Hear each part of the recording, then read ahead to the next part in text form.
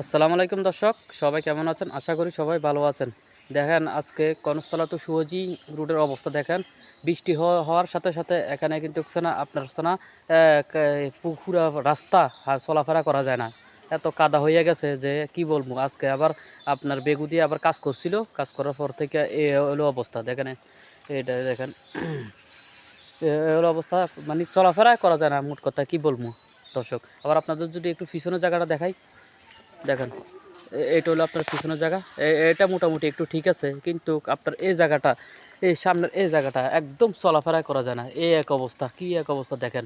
আবার আপনার এটা সামনে একটা রোলার আছে, রোলারে কিছু কাম টাম করতেছে। এই হলো অবস্থা। আর আপনারা আমরা ইয়ের কাছে, আমরা এমপি মনির হোসেন চৌধুরীর কাছে বলবো যে আপনারা খুব তাড়াতাড়ি এই রাস্তাটা করে দেন।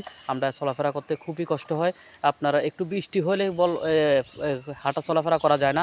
বাজার থেকে বাড়িতে আসা যাওয়া একদম মুশকিল হয়ে যায়। এরপরে এখন তো আবার সিএনজি বা অটো কিছুই চলাফেরা করতে পারে না। আর আপনার যত তাড়াতাড়ি সম্ভব একটু যদি ভালো ইয়া করে দেন, রাস্তাটা যদি ফাঁকা করে দেন, আমাদের জন্য খুবই ভালো হয়। ঠিক আছে দর্শক। আর ভিডিওটা ভালো লাগলে অবশ্যই লাইক কমেন্ট শেয়ার বন্ধুদের কাছে করতে পারেন। এরকম ভিডিও পেতে চাইলে ভিডিওটা বেশি বেশি করে শেয়ার করেন। ঠিক আছে দর্শক, আসসালামু আলাইকুম।